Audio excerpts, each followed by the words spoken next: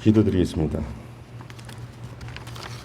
우주 만물과 인류를 말씀으로 창조하시고 우리 아버지가 되신 하나님 아버지, 연약하고 부족한 저희의 심령들을 언제나 변함없이 지켜주시고 사랑의 길을 인도하심을 진심으로 감사드립니다.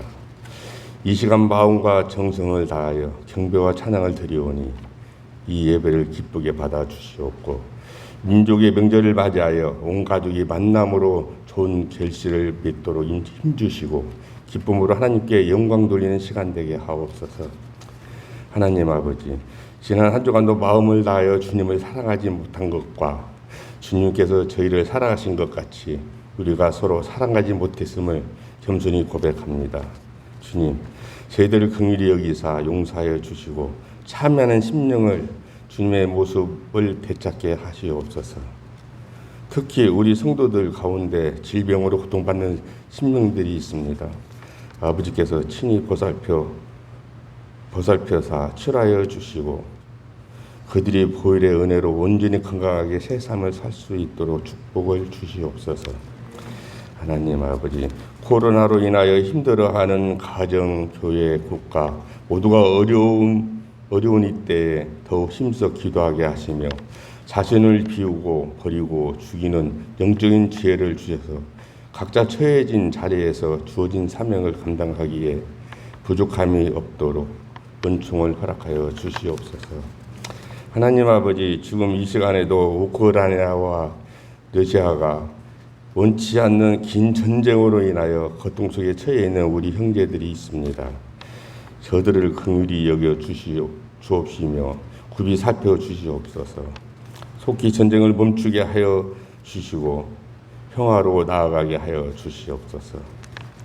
하나님 아버지, 코로나 거리두기로 인하여 각기에 흩어져서 느슨해지고 해해졌던 우리들 이제 다시 아버지의 전을 사모하고 모이기를 힘쓰고 새로워지게 하시고 거듭나게 하셔서 다시금 예배와 찬양으로 하나님께 영광 돌릴 수 있도록 인도하여 주시옵소서.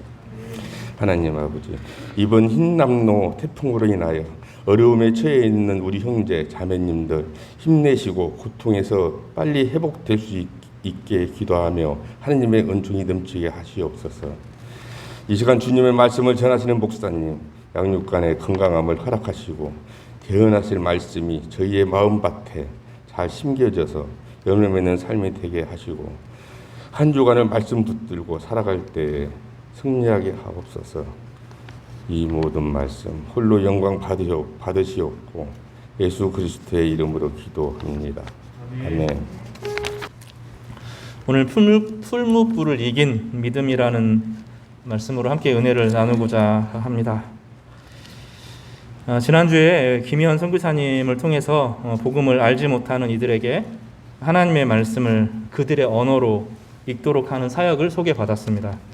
많은 선교사님들이 추석인데 집에 가지 명절에 참여하지 못하고 각 선교지에서 여러 선교 대상들을 여러 이웃들을 섬기는 그런 날임을 저희가 기억하고 우리 같이 같은 마음으로 그들을 섬기는 마음으로 함께 예배하면 좋겠습니다. 다니엘서는 참 특이한 본문인데 특별히 약한 사람들, 따라서 해볼까요? 이름을 잃어버린 사람들, 다시요, 이름이 없는 사람들, 이름이 빼앗긴 사람들, 그 사람들을 통해서 전하시는 독특한 사역을 보여줍니다. 이름을 빼앗겼다 하는 것은 모든 것을 빼앗긴 것입니다. 제가 마스크 벗을게요. 이름을 빼앗긴 것은 모든 것을 다 뺏긴 거예요. 가족, 친구, 명예, 명성 이런 거 다 빼앗기고 완전히 모든 것을 박탈당하는, 유린당한 그런 인생을 살아가는 것입니다. 하나님께서는 그렇게 약한 자들을 통하여서 그 누구도 이루지 못했던 엄청난 일들을 이루시는 것이죠. 그래서 다니엘서의 다른 주제들을 따지고 보면 가장 약한 자들을 들어 쓰셔서 가장 강한 자를 심판하시는 하나님, 이렇게 부를 수도 있겠습니다. 우리는 성경을 보통 읽을 때 앞부분은 참 잘 알아요. 아브라함 이야기도 많이 읽어봤고요. 모세의 이야기도 잘 압니다. 다윗을 중심으로 성경을 읽기도 합니다. 그럼 예수님께서 이루시는 이 땅에 가져온 교회의 모습으로 등장하잖아요. 예수님께서 가져오신 하나님의 나라, 예수님께서 세우신 교회의 모습은 오히려 아브라함, 모세, 다윗 이런 사람들의 신앙관에 매여 있는 것이 아니라 오히려 이 포로기, 다니엘과 사드락과 메삭과 아벳느고와 같은 이 사람들을 통하여서 사실은 이루어지고, 그래서 그 본문을 통해서 교회가 어떤 것이고 이 시대의 교회는 어떤 모습으로 성장하고 자라야 하는지를 가르쳐 주기도 합니다. 그래서 사실 대단히 중요해요. 대표적인 신앙의 고백이 하나 달라지는데 오늘 이것만 좀 알면 좋겠습니다. 좀 처음에는 좀 집중하겠습니다. 따라서 해보세요. 이스라엘의 하나님. 이스라엘의 하나님이라는 고백이 원래 이스라엘 사람들, 아브라함의 자손들이 했던 신앙 고백이었어요. 이스라엘의 민족 가운데 거하는 하나님. 만약에 이스라엘의 민족 가운데 거하는 하나님이었다면 우리 하나님이 아닌 거예요. 이스라엘 유다 사람들, 그 사람들의 하나님이겠죠. 근데 하나님은 그 얘기 더 이상 듣기 싫어하셨어요. 그리고 이스라엘 백성들을 그들로 하여금 빛과 소금이 되라고, 세상 전체에 빛을 전하라고 격려하고 복을 주고 축복하셨을 때 그들이 빛이 되고 소금이 되기보다는 자신들의 영광을 위해서 살아가고 세상의 빛과 소금이 되는 것을 거절했을 때 하나님은 이스라엘을 없앴어요. 나라를 없애고 그들을 다 포로로 끌고 가서 바벨론에 노예 생활을 하게 하셨습니다. 그리고 그들이 그 고난과 어려움 가운데, 역경 가운데 그 약한 모습으로 하나님을 섬길 때 세상 사람들이 주목하여 보게 되었습니다. 그리고 이스라엘 사람들도 하나님을 향하여서 더 이상 이스라엘의 하나님이라고 부르지 않았어요. 그래서 이 포로기 이후에 이스라엘의 하나님이라는 고백은 없어집니다. 그리고 어떻게 바뀌죠? 따라서 해볼까요? 하늘의 하나님. 다시요. 하늘의 하나님. 저 이스라엘의 성전, 이스라엘의 예루살렘, 거기에 하나님이 계신 것이 아니라 온 우주 하늘에 펼쳐져 있는, 하늘에 있는 모든 공간에 하나님이 되신다. 이스라엘 백성들이 어디로 가든지 거기에서도 하나님이 되실 뿐만 아니라 세상 어디에 있든지, 세상에 어떤 신분이든지 어떤 모습이든지 하나님을 찾으면 그들을 위로하고 격려하시는 하나님이 된다고 하신 거예요. 이 포로기는 그런 의미를 가집니다. 그래서 포로기는 불행이 아니에요. 이 어려운 시기, 약해진 시기, 무너진 시기, 절망의 시기, 슬픔의 시기가 작게 보기에는, 역사를 작게 볼 때는 불행한 시기인데 역사의 큰 흐름, 하나님의 주권 가운데 보면 이 시기는 엄청난 부흥의 시기고 이스라엘의 신앙을 회복한 시기일 뿐만 아니라 하나님을 알지 못했던 사람들이 우리의 하나님, 나의 하나님으로 기대하게 되는 그런 하나님의 신앙 고백을 하게 되었던 것입니다. 사랑하는 성도 여러분, 잘 나갈 때도 있지만 또 저희같이 약한 교회, 또 코로나로 오랫동안 힘들어했던 우리의 삶, 그리고 우리의 신앙, 우리가 원하는 기도 제목들이 이루어지지 않아서 불편한 시절을 오래 겪었던, 그래서 침체되고 무너졌던 것으로 보이는 이 시기가 하나님께서는 어쩌면 우리를 연단시키시고 우리를 가장 아름답게 바꾸실 그런 풀무풀의 시기인 줄 믿으시기를 바랍니다. 오늘은 그 이야기를 좀 해보겠습니다. 하나님은 강한 자를 통해서 일하시는 것이 아니라 자신의 실패, 가족의 실패, 민족의 실패, 그 모든 것을 짊어진 사람들을 통해 일하신다는 것을 이 포로기의 신앙은 우리 가운데 보여줍니다. 그래서 오늘 우리의 삶이 좋지 않다고 생각할 때 정말로 하나님께서 어떻게 일하시는지를 살펴보고 그것이 우리의 소망이 되기를 주님의 이름으로 권면하고 축복합니다. 오늘은 크게 두 가지를 좀 살펴보겠습니다. 하나는 하나님의 계시를 자기 입맛에 맞춰서 엉뚱하게 적용하고 해석하는 느부갓네살의 모습을 살펴보면서 우리의 신앙의 모습을 좀 돌이켰으면 좋겠어요. 두 번째로는 풀무불을 이긴 사드락과 메삭과 아벳느고의 신앙을 함께 살펴보면서 하나님께서 그 어려움을 어떻게 이기게 하시는지 승리의 초대를 함께 나누도록 하겠습니다. 먼저 오늘 본문 3장 전체를 좀 이야기식으로 재구성해서 함께 살펴보겠습니다. 그래서 성경 보지 마시고 가능하면 저랑 얼굴을 좀 마주하시면서 말씀을 좀 나누면 좋겠습니다. 예배 시간, 이 설교 시간은 성경 공부 시간이 아닙니다. 오늘 나에게 하시는 음성을 듣는 겁니다. 오감을 다해서 하나님의 뜻을 받아들이시기를 바랍니다. 오늘 본문은 느부갓네살이 두라 평지라고 하는 곳에서 자신의 모습을 한 27m 금신상을 세운 것으로 시작됩니다. 27m면 저희 교회보다 조금 더 클 겁니다. 그 정도 금신상을 세웁니다. 이 돈으로 그렇게 큰 신상을 만들 수가 없는데 어마어마한 온 세계를 정복한 사람답게 그 신상을 만듭니다. 이 본문은 우리에게 되게 낯설죠. 왜냐하면 성경을 있는 그대로 읽으면 어떻게 됩니까? 하나님은 다니엘을 통해서 느부갓네살에게 어떤 계획을 보여주셨어요? 온 제국이 사람이 손대지 않은 거룩한 제단, 거룩한 돌에 의해서 날아와서 부딪히게 되고 이 거대한 제국들이 무너지게 되고 비고 비인 마음, 상하고 깨진 마음 모든 사람들을 모아서 하나의 교회를 이루는 하나님의 나라의 비전을 보여주신 거잖아요. 다니엘이 본 환상, 이 느부갓네살이 본 환상은 세상의 모든 제국은 부패하고 망하고 깨지고 상하고 영원하지 않다는 것입니다. 그러나 예수께서 이 땅에 가져오실 하나님의 나라는 영원하고 흔들림이 없고 변함이 없고 순수하고 생명력이 넘치는 것인데 이 뜨이지 않는, 사람이 손대지 않는 이 돌은 제단의 역할을 하고 우리 성도 한 사람 한 사람이 그 돈과 연결되어서 거룩한 교회로 하나님의 나라로 지어져 간다는 위대한 하나님의 비전을 보여준 거잖아요. 하나님의 뜻이 드러났죠. 느부갓네살에게 뭐라고 말한 거예요? 네 나라는 영원하지 않다는 걸 보여준 거잖아요. 네가 세운 힘과 제국과 권력은 이제 곧 소실된다. 그 얘기를 가르쳐 준 거잖아요. 그러면 느부갓네살은 어떻게 해야 됩니까? 그 거룩하신 하나님 앞에 자신의 영혼을 맡기고 내 나라가 내 힘으로 세운 것이 아니라 하나님께서 일시적으로 허락한 것이지만 여기에 의지하면 안 되는구나. 내 소망은 여기에 두면 안 되는구나. 이래야 되잖아요. 원래 그러려고 하나님은 느부갓네살에게 인생의 기회를 주신 것입니다. 그런데 느부갓네살은 그런 하나님이 주시는 그 아름다운 꿈, 자신의 제국, 인간이 세운 제국이 아니라 하나님이 세운 엄청난 아름다운 나라, 모든 죽어가는 것이 살아나는 그 희망의 나라를 보았음에도 불구하고, 꿈에서 보았고 다니엘의 해석을 통해서 들었음에도 불구하고 거기에 인생을 맡기는 것이 아니라 자기 입맛에 맞게 변형시킵니다. 그래서 어떻게 합니까? 오늘 본문에 보면 두라 평지라고 하는 곳에 사람들을 불러 모읍니다. 본문에 보면 여러 사람들이 그 안에 모이게 되는데 대단히 많은 사람들이 그 안에 있습니다. 여기 보면 여러 직분들이 쭉 나와요.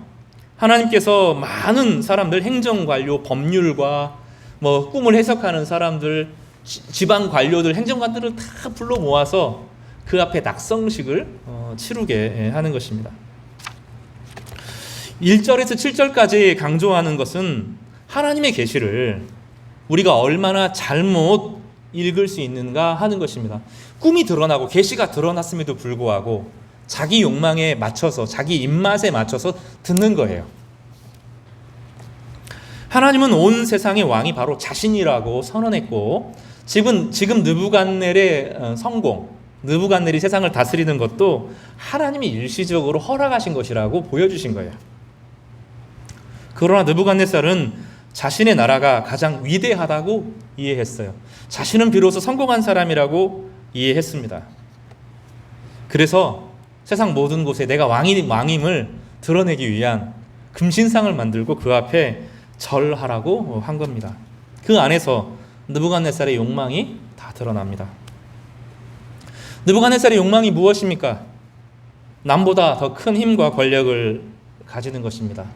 남에게 절하지 않고 다른 사람이 자기에게 절하는 것, 남에게 무시당하지 않고 살아가는 것, 사람들의 인정을 받으려고 하는 욕구, 자기가 커지는 것, 자기 사이즈로 하지 않고 27m, 그 당시 기술로 금을 쌓아서 만들 수 있는 최고의 기술, 더 크게 만들 수도 있는데 기술이 안 되는 거예요. 자기 그 당시 기술로 만들 수 있는 최고의 신상을 세우는 것, 그 사람의 욕망이 드러난 것이죠. 본문은 느부갓네살의 욕망을 드러내 보여줍니다. 여러분의 욕망을 한번 들여다 보세요. 우리는 인생에서 막 성공한 사람들이 아니잖아요. 엄청나게 막 우리의 모습이 욕망이 드러날 만큼 살아보지 못했죠. 대부분 우리는 고개를 숙이고 남의 비유를 맞추고 그렇게 인생을 살아왔습니다. 예의 있게 인격적으로 대하기도 하지만 어릴 때부터 우리는 기본적으로 좀 눌려있지 않습니까? 그러나 그 내면을 우리의 기준인 우리 내면들을 살피면 사실은 느부갓네살과 같은 욕망이 다 들어있어요. 이뤄보지 못해서 그렇죠. 무시당하고 싶지 않은 마음, 다른 사람들의 인정을 받고 싶은 마음, 여러분 마음에 그게 있지 않아요? 그래서 설교라는 것이 그것을 좀 격려해주면 꿈을 이룰 것이다, 할 수 있을 것이다, 하나님이 복을 주실 것이다, 그런 얘기를 들으면 성경을 그렇게 읽어요. 성경을 읽으면서 그런 말씀이 들으면 나에게 주신 하나님의 말씀, 이렇게 듣죠. 설교를 듣는데 왜 못 듣는 이유가 무엇입니까? 설교가 은혜가 안 되는 많은 이유 중에 하나는 제가 말이 빨라서 그렇기도 하고 때로는 양이 많아서 그렇기도 하지만 본질적으로 들어가 보면 좀 다른 마음들이 있어요. 자기를 부정해라, 이 성경에서 말하는 게 그거거든요. 너의 영광을 위해 살면 안 된다, 너 망하는 길이다, 그렇게 하면 큰일 난다, 너 하나님을 경외해라, 이웃을 사랑해라. 오늘 그 에베소서에 있는 것을 이웃을 사랑하는 것이 무엇입니까? 자기를 비워라, 희생해라, 섬겨라, 그 얘기하는 거잖아요. 우리는 그 얘기 듣기 싫거든요. 우리는 인생에서 인정받고 싶어해요. 돈이 많았으면 좋겠어요, 그렇죠? 내가 원하는 것을 내 뜻대로 한번 살아보고 싶지 않아요? 가고 싶은 데도 가고, 내가 보고 싶은 그 차, 내가 타고 싶은 그 차 한번 타보고 싶고, 그렇지 않아요? 내가 원하고 싶은 그 집에서 살고 싶지 않습니까? 더 나아가서 누가 나기를 좀 인정해 주기를 바라지 않아요?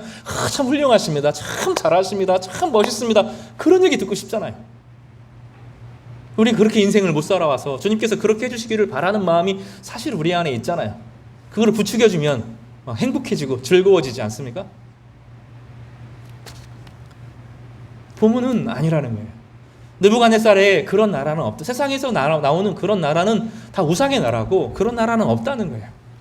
인간이 만들어낸 모든 나라는 망하게 된다, 그 얘기하는 겁니다. 네가 세운 모든 계획과 의지가 실패하게 될 것이다. 네가 제국을 세우고 네가 세상을 이루는 것 같고 떵떵거리지만 너는 네 꿈 하나 해석하지 못하는 사람이다. 느부갓네살에게 가르쳐준 것이 무엇입니까? 너는 세상을 정복했어도 마음을 정복할 수 있는 사람은 아니다. 네 영혼을 다스릴 수 있는 사람은 아니다. 영혼은 망하고 썩고 부패했다, 그 얘기를 하나님께서 들려주신 것입니다. 설교 시간은 그래서 자기 부정을 가르칩니다. 하나님의 영광 앞에 우리의 인생이 정말로 보잘것없음을 가르쳐주고, 이 보잘것없는 우리를 위해서 예수께서 자기 희생을 통해서, 자기 비움을 통해서 우리를 구원하셨음을 성경은 늘 가르쳐요. 그래서 우리가 인생을 살아갈 때 내 욕망대로 살아가지 않는 길을 가르쳐주고 자기를 비우는 것을 가르쳐주는 것입니다. 정말 기도가 어려운 이유는 자기를 비우는 과정이기 때문에 그래요. 하나님 이것 주십시오, 저것 주십시오, 이거 있으면 제가 행복할 건데 왜 하나님 그렇게 능력이 많으신데 이것도 못 해주십니까? 우리의 기도 제목이 늘 그거 아닙니까? 하나님 좀 다르게 이야기하죠. 네 거 아니라는 거예요. 네 욕망, 네 꿈, 네 야망, 사람에게 인정받고 싶은 그 욕구들, 그 우상 숭배라는 거예요. 인간은 그렇게 살아가는 것이 아니라 하나님의 형상을 따라서 지음받았고 하나님의 말씀으로 복받은 인생이 이웃을 사랑하고 자기를 비우는 과정을 통해서 생명을 가져오는 빛과 소금으로 살아가는 것이다 하고 주님께서 가르쳐 주시거든요. 근데 우리는 그 소리가 듣기 싫은 거예요.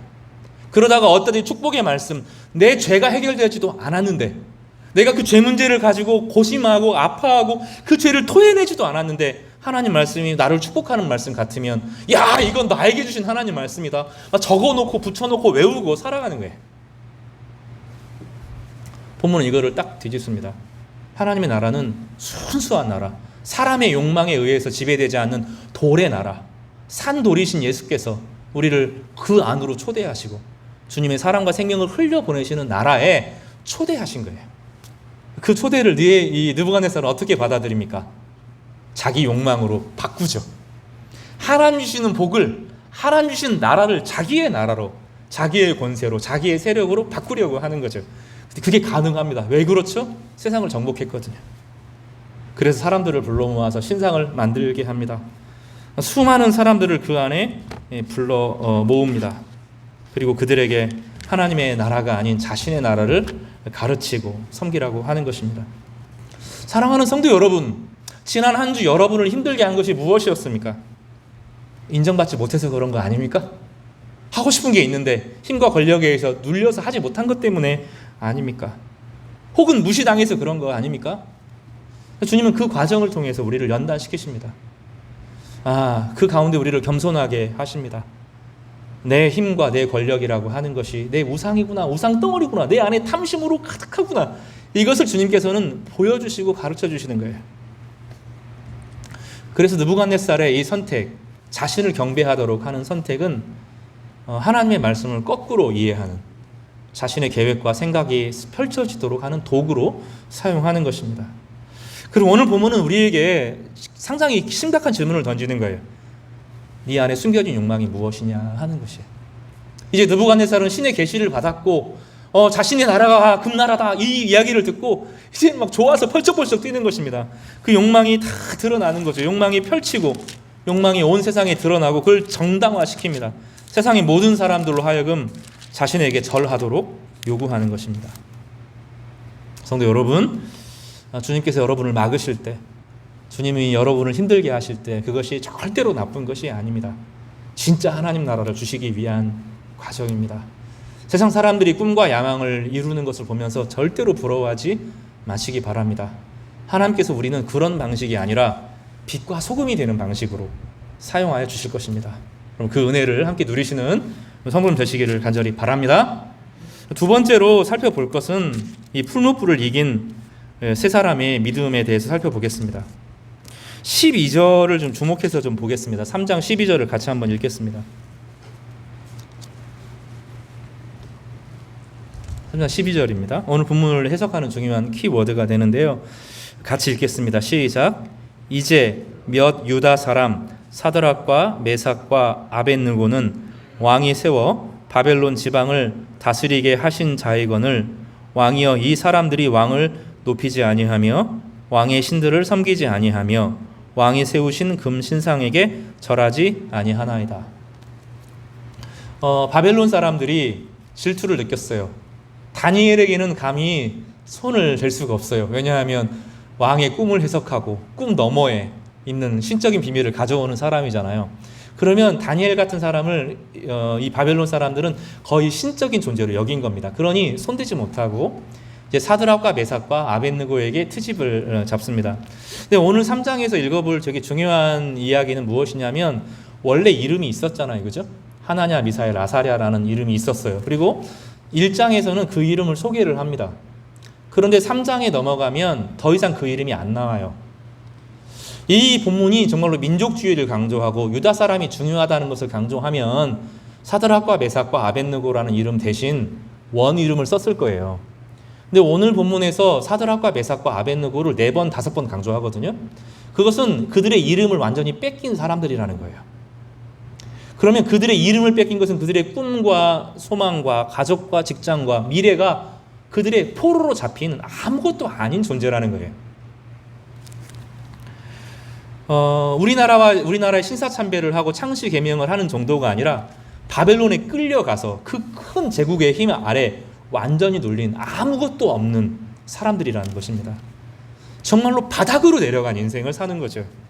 그런데 이 사드락과 메삭과 아벳느고 이 사람이 탁월한 것을 보고 느부갓네살이 그들에게 중요한 직분들을 맡긴 것으로 보입니다. 거기에 질투와 시기가 따라오죠. 질투와 시기의 내용은 3가지입니다. 오늘 12절에 보면 왕을 높이지 아니하고 왕의 신들을 섬기지 아니하고 왕이 세우신 금신상에게 절하지 하지 않는다라는 겁니다. 근데 오늘 사드락과 메삭과 아벳느고는 나중에 본문에서 다르게 이야기합니다. 첫 번째 부분, 왕을 높이지 아니하며 이 부분이 아니에요. 그 부분은 아니라는 겁니다. 그들은 하나님께서 주신 운명으로 받아들인 거예요. 자신의 고난과 아픔과 어려움을 저항이 아니라 지금은 자기가 어떤 시기예요?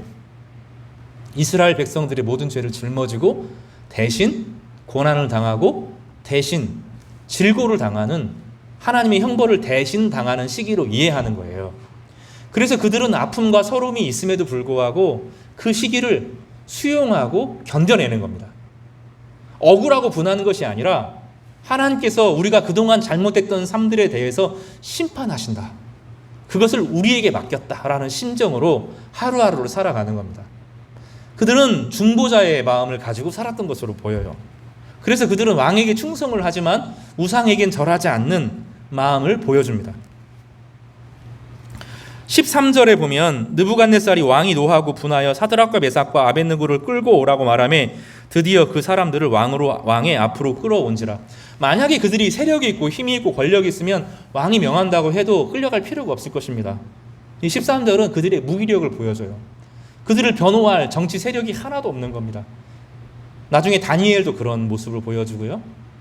이 사람들은 자기를 지지해줄 그 누구도 없는 사람들입니다. 여러분, 인생을 살아가면서 누군가는 우리의 지지가 되잖아요. 우리 가족이 지지가 되든지 친구가 지지가 되든지 격려가 되든지 이렇게 되는데 이 사람들은 지지해줄 사람들이 그 누구도 존재하지 않았습니다. 이름이 없는 존재, 자기 정체성을 빼앗긴 존재, 자기가 누군지도 모르는 그런 사람들, 완전히 비어있는 그런 사람들이죠. 부모가 지어준 이름도 없고 자신이 만든 이름으로 살아갈 수 있는 그런 것도 아닌 타국이 준 이름을 가지고 빼앗긴 이름을 가지고 살아가는 것이 사드락과 메삭과 아벳느고의 운명이었다고 하는 것을 보여주기 위해서 성경은 일부러 하나냐, 미사엘, 아사랴의 이름을 쓰지 않는 겁니다. 이후부터는.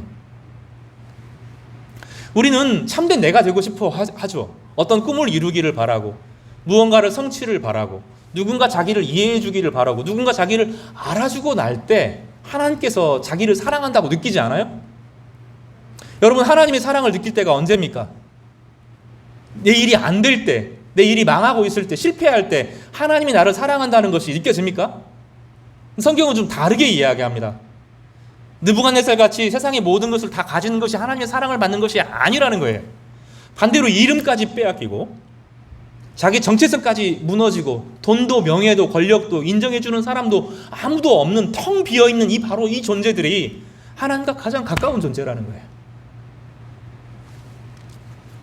여러분, 여호와라는 말이 있습니다. 여호와, 따라서 해볼까요? 여호와. 다시 저를 따라해서 여호와, 야훼. 여호와라고 부르는지 야훼로 부르는지 신학 논쟁이 성경에 있습니다. 우리 성경에 여호와라는 이야기가 있잖아요. 그렇죠? 근데 원칙대로 따지면 여호와라고 하는 단어를 성경에서 여호와의 이름을 망령되이 일컫지 말라 하기 때문에 읽으면 됩니까? 안 됩니까? 원래는 읽으면 안 되는 단어라는 거예요. 그리고 여호와라는 단어는 원래 자음 4개로 되어 있어요. 모음이 없어요. 그 모음이 없는 말을 우리가 발음할 수 있습니까? 없습니까? 없어요. 여호와는 그래서 사실은 엄격히 말하면 없는 이름이에요. 부를 수 없는 이름이에요. 그래서 하나님은 이름이 없는 자들, 세상에서 이름이 없어진 자들, 이름이 빼앗긴 자들, 예를 들면 감방에 있는 사람들은 이름으로 안 부르잖아요. 24651 장발장이라고 안 부르고 24651이라고 부르잖아요. 또 우리나라에 이육사 선생님 있잖아요. 시인이면서 민족주의자였던 이육사 선생님은 자기 이름이 아니잖아요. 수감번호 264번이 자기 이름이죠. 감옥에 있는 사람들은 이름이 없어요. 고아들은 이름이 없어요. 옛날에 우리나라 사람들은 이름이 없어요. 근데 하나님은 이름이 없는 사람들과 자기가 같다라고 말해요. 왜냐하면 하나님의 이름을 부를 수 없기 때문에 그렇습니다. 신학에서는 이게 대단히 중요한 이야기예요. 하나님은 이름이 없어요. 이름이 있어도 그 누구도 부를 수 없는, 어떤 이름으로 불려졌는지 아무도 모르는 숨겨진 이름이에요. 그래서 하나님은 자신의 높으신 이름을 비우시고 이 땅에 자기의 아들을 보내실 때 이름이 아니죠. 예수라는 것도 이름이 아니죠. 하나의 설명이잖아요. 자기 백성을 저희 죄에서 건지실 분이라고 하는 설명, 하나님의 구원을 설명하는 말이잖아요. 이들은 이름을 빼앗기고 자기 정체성을 다 빼앗긴 존재들입니다. 여러분, 돈이 없으면 친구들 못 만나잖아요. 한 번 얻어먹을 수 있지만 2번, 3번 못 얻어먹잖아요. 전화 오면 불편하잖아요. 아프면 사람들 만나기 싫잖아요. 가족 안에 재수하는 누가 있으면 만나기 싫잖아요. 내 인생의 실패의 순간에 사람들 만나기 싫잖아요. 내 이름이 없어진 것처럼 느껴지지 않습니까? 그러니까 이 사드락과 메삭과 아벳느고라는 이 선언은 성경에서 이 3장은 일부러 그렇게 기록한 겁니다. 그들은 이름까지 빼앗긴 완전히 실패한 인생이라는 거예요. 거기 지금 어떤 상황입니까? 버려져서 왕 앞에 벌거벗겨진 채로 왕 앞에 서 있는 그런 존재들이죠. 아무것도 할 수가 없어요. 마치 우리 인생에서 병에 걸리고 사업에 실패하고 학교를 가지 못하고 친구 관계를 잃어버린 완전히 망한 순간, 그런 것과 같습니다. 16절과 17절에 이제 왕이 명령을 하죠. 너 나에게 절하지 않으면, 저 금신상에게 절하지 않으면 태워 죽이겠다. 화형으로 태우겠다. 고통스러운 것 중에 정말로 가장 고통스러운 게 이 화형이잖아요. 불태워 죽이겠다. 이렇게 말합니다. 그런 16절과 17절에 보면 아무 이름도 없는 이 사람들이, 무명의 사람들이, 이름을 빼앗긴 이 사람들, 인생의 바닥으로 완전히 주눅들어서 그 누구도 대항할 수 없는 이 사람들이 놀라운 이야기를 합니다. 다시요, 하나냐와 미사엘과 아사랴 그렇게 안 씁니다. 원래 유대 이름으로 쓰지 않고 빼앗긴 바벨론식의 이름을 불러서 16절과 17절 그렇게 말하죠. 사드락과 메삭과 아벳느고가 왕에게 대답하여 이르되 느부갓네살이여, 우리가 이 일에 대하여 대답할 필요가 없나이다. 왕이여, 우리가 섬기는 하나님이 계시다면 우리를 맹렬히 타는 풀무불 가운데서도 능히 건지겠고 왕의 손에서도 건져내시리이다. 높은 성공의 자리에서 느부갓네살은 오히려 하나님의 계시를 왜곡해서 오히려 하나님 주신 여러 가지 복들 가운데 하나님을 무시하고 만나지 못했다고 하면 인생의 바닥의 순간에 그들은 믿음의 고백을 통해서 하나님이 그 안에 임재하는 축복을 경험합니다. 18절에 이렇게 말하죠. 따라서 해볼까요? 우리 같이 18절을 읽겠습니다. 다면서 3장 18절은 그 유명한 말씀이잖아요. 시작. 그렇게 아니하실지라도 왕이여, 우리가 왕의 신들을 섬기지도 아니하고 왕이 세우신 금 신상에게도 절하지 아니할 줄 아옵소서. 이들은 전혀 다른 고백, 예상하지 못한 고백을 합니다. 하나님이 계시면 우리를 건져 주실 것입니다. 그런데 그렇게 하지 않아도 괜찮습니다. 그들은 그런 신앙의 고백을 합니다. 그들은 상관없었어요. 그들은 괜찮았어요. 죽어도 괜찮았어요. 오늘 살아계신 하나님 앞에 사는 이 순간이면 충분하다고 그들은 자신의 삶을 인정했던 거예요. 19절에서 23절에 보면 잘 아는 것처럼 느부갓네살의 얼굴이 낯빛이 바뀝니다. 설마 자기가 그렇게까지 대우하고 대접하고 섬겨줬는데 나를 이렇게 배신하다니, 그렇게 말을 하면서 얼굴빛을 바꾸고 풀무불을 7배나 뜨겁게 하고 그들을 풀무에 떨어뜨립니다. 여기 보면 16절과 17절을 다시 한번 좀 보세요. 18절을 보면 왕이여, 우리가 왕의 신들을 섬기지도 아니하고 왕이 세우신 금신상에게도 절하지 아니할 줄 아옵소서 하면서 바꾸죠. 12절의 문제, 우리가 먼저 뭐라고, 세 가지였잖아요. 왕을 섬기지 않고, 또 그리고 왕을 섬기지도 않고 왕이 세우신 금신상에게도, 왕의 신들에게도 섬기지 않기, 세 가지 질문을 던지는데 느부갓네살에게 이 사람들은 뭐라고 말하냐면 우리가 왕을 섬기는 것은 분명하다는 거예요. 왕을 무시하거나 왕을 싫어하거나 왕을 미워하거나 왕을 대적하는 것이 아니라 우리는 벌받는 중이니까 당신에게 충성을 다한다는 겁니다. 그렇지만 우리가 하는 신앙의 양심, 왕을 거절한다는 얘기를 안 하죠. 그리고 뭐라고 해요? 왕의 신들과 왕의 신상에겐 절할 수 없다고 하는 자신의 신앙의 고백을 따라서. 그러니까 그 느부갓네살이 다스리는 나라에 저항하는 것이 아니에요. 저항하는 것이 아니라 하나님 앞에 오늘 자신의 양심을 지키겠다고 하는 겁니다. 그래서 이것을 딱 구분합니다. 경계를 세웁니다. 이것이 이들의 삶의 태도였어요. 하나님의 백성으로서 사람과 싸우고 사람과 맞서는 것이 아니라 자신의 신앙의 양심을 따라서 하나님 앞에서 오늘 나의 인생을 살겠다 하는 것을 보여주죠. 본문은 이렇게 배워야 되겠다, 이 사드락과 메삭과 아벳느고를 배워야 되겠다, 그런 얘기보다 조금 더 깊은 이야기들이 몇 가지가 있습니다. 그 이야기를 좀 살펴보면서 오늘 본문을 좀 정리하겠습니다. 첫 번째로는 이 1장, 2장, 3장 안에서 기도가 공동체적으로 함께 연합되어진다는 거예요. 제가 이 목회를 하면서 전주 성화교회에 와서 제일 어려운 것 중에 하나가 무엇이냐면 그냥 홀로 기도하는 것은 하겠다는 거예요. 내가 구석에서 혹은 남이 보지 않는 곳에서 하나님께 기도하는 것은 하겠다는 거예요. 근데 내 기도를 네가 알 수 없고 당신의 이야기를 듣는 것은 부담스럽다는 거예요.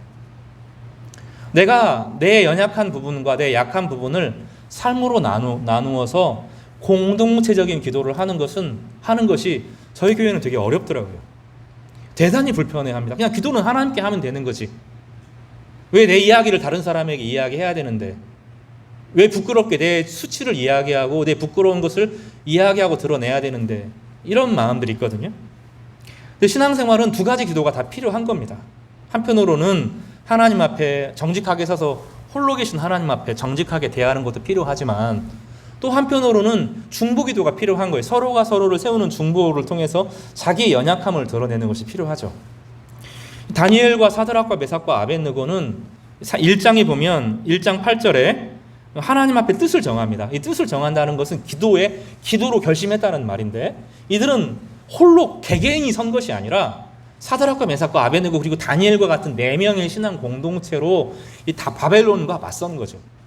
그들을 지켜줄 만한 군대도 없고 그들을 지켜줄 만한 어떤 다른 세력이 존재하지는 않지만 정서적으로 완전히 고립되지만 그들에게는 서로가 서로를 위해서 기도해 줄 수 있는 믿음의 동역자들이 있었다는 거예요. 이것이 회복되기를 바랍니다. 혼자 신앙생활 자꾸 해요. 주일날 예배 와서 예배 드리고 갑니다. 내 이야기 다른 사람에게 절대로 안 합니다. 특히 남자분들은 거의 그런 걸 못 봤어요. 내가 내 인생 혼자 사는 거지 뭐. 내 이야기 다른 사람이 알면 이런 거 싫어합니다. 목사 이야기 듣는 것도 싫어하고 목사에게 자신의 이야기를 하는 것도 싫어해요. 저에게 목사님 저에게 이런 어려움이 있는데 저를 위해서 기도해 주세요. 언제 기도하냐면 아플 때. 가족 중에서 누가 심각하게 아플 때만 저에게 이야기합니다. 나머지는 절대로 이야기하지 않아요. 신앙에 대해서 많은 것을 혼자 결정하고 혼자 뜻대로 자기 뜻대로 결정합니다. 자신의 양심대로 한다는 거죠. 그러면서 많은 경우 자신의 욕망을 따라 살아가요. 그리고 실패하지만 그 누구도 책임을 져주지 않죠. 왜냐하면 모르니까요. 가만히 있으면서 제가 기도를 하는데 우리 교회 집사님이 지금 사업으로 이러이러한 어려움이 있고 지금 그 사람 만나면 안 되겠구나. 이렇게 안 가르쳐 주십니다. 말해야 돼요. 이들은 이 공동체를 이뤘어요. 여러분 이거 대단히 중요합니다. 신앙 2000년 교회 역사 가운데 같이 모이는 기도의 동아리가 없는 기도의 동지가 없이 일어난 경우는 거의 없어요. 심지어 모세에게도 아론과 훌이 있었어요. 미리암이 있었어요. 여호수아에게도 갈렙이 있었습니다. 혼자 신앙생활하는 거 아니에요. 같이 가는 거예요. 같이. 그러려면 어떻게 해야 돼요? 누군가를 위해서 나는 기도해야 되고 나의 연약함에 대해서 다른 사람에게 이야기하고 함께 뜻을 모아서 하나님께서 함께 고민하는 것들이 필요한 겁니다. 이들에게는 그런 것이 있었어요. 이들은 뜻을 정하면서 하나님의 뜻이 어떻게 기도의 공동체가 있었고 또 함께 말씀을 듣는 해석의 공동체의 역할을 합니다. 왜 우리가 망했을까? 이 다니엘과 함께 지금 같은 사상을 공유하거든요. 지금 우리가 이 어려움을 당하는 것은 우리 힘이 없어서나 바벨론의 힘이 강해서 그런 것이 아니라 이스라엘이 하나님 앞에 범죄했기 때문에 이곳에 끌려온 것이다 라고 하는 공통적인 해석이 되잖아요. 이것을 해석학적 공동체라고 불러요. 교회는 이 두 가지를 하는 겁니다. 교회는 이 두 가지를 하는 거예요. 가장 중요한 게 이 두 가지입니다. 함께 기도하고 교회를 비전과 목표만을 위해서 기도하는 것이 아니라 나의 연약함과 부족한 것들이 함께 나누어져서 함께 기도하는 공동체. 이것을 우리는 신약의 교회라고 부르는 거예요. 그래서 다니엘과 사드락과 메삭과 아벳느고는 신약 교회의 원형이 되는 겁니다. 하나님 말씀을 함께 해석해가는 것.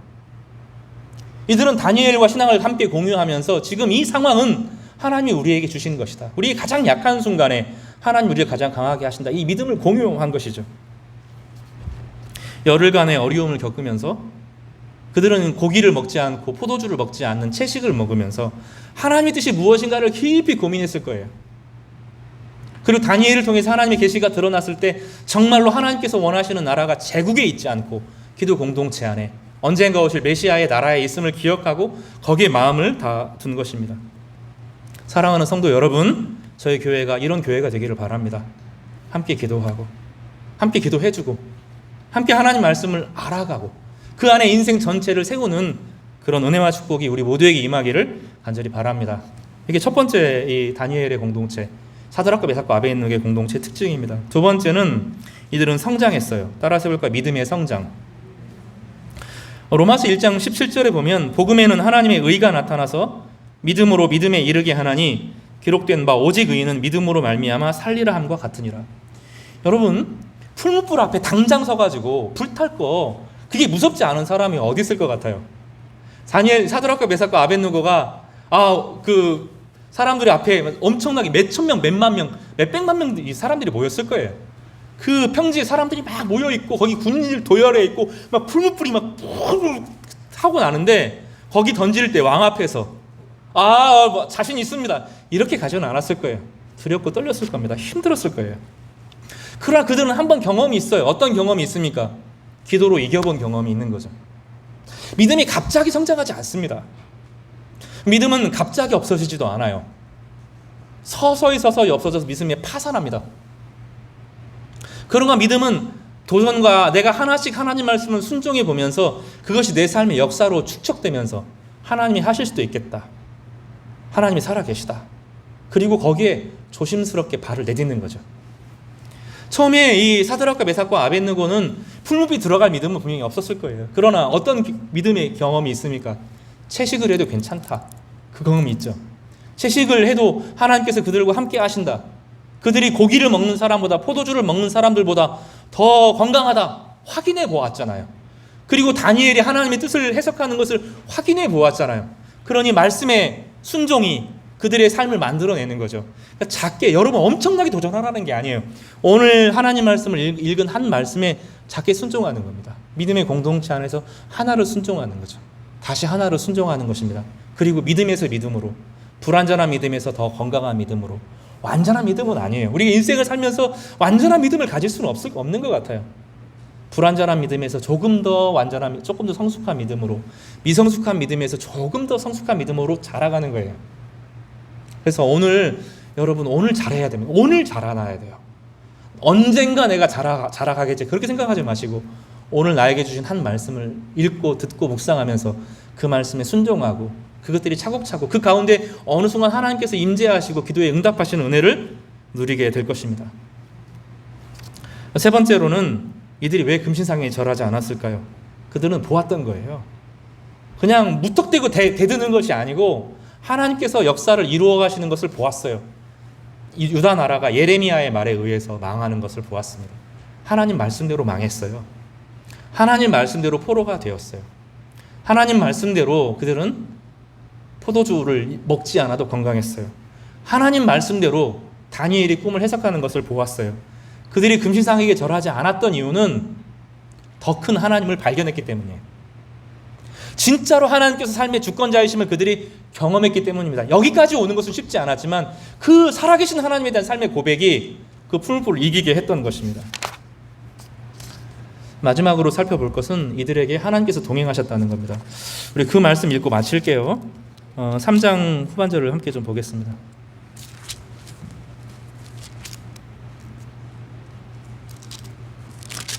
바람이 넘어갔습니다.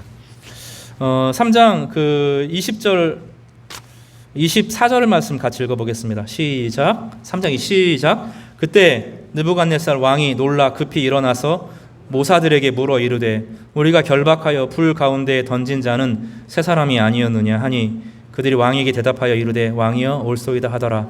왕이 또 말하여 이르되 내가 보니 결박되지 아니한 네 사람이 불 가운데로 다니는데 상하지도 아니하였고 그 넷째 모양은 신들의 아들과 같도다 하고. 고난 중에 아무것도 의지하지 못했지만 하나님의 살아계심과 주권을 의지하고 남의 이끌림 바 되어서 자신의 인생을 살지 못했던 이들, 어쩌면 삶에 있어서 가장 실패한 이들을 하나님께서는 그들에게 무엇을 주십니까? 불 가운데 임재, 하나님의 임재를 경험하게 하시죠. 이 본문은 구약에 나타난 그리스도의 전형입니다. 여러분 나중에 우리가 불심판을 당하게 될 겁니다. 사람들이 그 얘기 자꾸 하는데 나중에 그 얘기 한번 하려고 해요. 여러분 나중에 불심판을 견디게 될 겁니다. 그때 우리의 신앙이 거짓되면 다 탈 거예요. 여러분의 위선이 여러분이면 여러분 다 탈 겁니다. 우리의 모든 것 다 태울 거예요. 진정한 신앙만이, 진실한 양심만이 우리를 그 불 가운데 건져내죠. 다니엘과 사드락과 메삭과 아벳느고는 세상에서 완전히 버려진 사람이지만 온 세상의 심판을 견디고 하나님의 연단을 견디어서 금처럼 빛나는 겁니다. 그러니 예수 그리스도께서 그들과 친히 함께 하셔서 임재하심으로 하나님의 구원을 보여주시는 거죠. 이 땅을 살아가는 삶은 연단의 삶이죠. 우리는 하나님이 주신 형상을 따라서 아름답게 천국을 살아가는 것이 아니에요. 이 땅은 천국이 아닙니다. 믿음과 순종을 통해서 천국을 조금씩 교회를 통해서, 가정을 통해서, 우리 삶을 통해서 이루어가긴 하지만 이 땅은 천국이 아니에요. 이 땅은 끊임없이 우리에게 우상숭배를 강요하고 거짓을 강요하고 위선을 강요합니다. 음란을 강요하고 탐욕을 부추겨요. 그러나 거기서 영원하신 하나님의 나라를 꿈꾸고 우리를 온전하게 회복시키실 그리스도를 붙들고 하루하루를 살아가는 이 사람은 하나님께서 불같은 연단을 통하여서 연단을 통과하는 그 믿음을 갖게 되는 거죠. 마치 욥이 내가 연단된 후에는, 이 불 속에 연단되는 후에는 금처럼 정금같이 나아오라 했던 것처럼 세상의 모든 어려움은 우리를 연단하는 것이고 그 연단을 통해서 그 고난과 어려움과 약함이 오히려 우리를 하나님의 형상으로 빚어내는, 하나님의 자녀가 되게 하는 그런 도구가 되는 것입니다. 말씀 정리하겠습니다. 세상을 통치하지만 자기 마음을 다스리지 못하는 느부갓네살이 오늘 본문의 전면에 소개가 됩니다. 그러나 이름까지 빼앗기고 세상에 아무것도 의지할 것이 없이 실패한 인생처럼 보이지만 믿음과 소신을 따라, 양심을 따라 하나님을 섬기는, 그래서 세상의 모든 것을 이기는 사드락과 메삭과 아벳느고를 오늘 본문은 대조해서 보여주고 있습니다. 여러분, 세상의 성공에 현혹되지 마시기 바랍니다. 반대로 세상의 실패에 주눅들지 마시기 바랍니다. 그 모든 것은 하나님의 주권 안에 온전히 해석되어지고 이 모든 과정을 통해서 하나님께서 우리를 연단시켜서 불로 연단받은 믿음, 그래서 금처럼 정금같이 변하는 믿음으로 세우는 도구가 되는 것입니다. 그래서 2022년을 돌아보면서 내 인생은 실패했어 이렇게 생각하지 마시고 그 실패한 인생 가운데 우리를 새롭게 하시는 하나님을 의지하시는 참 복된 성도님 되시기를 주님의 이름으로 축복합니다.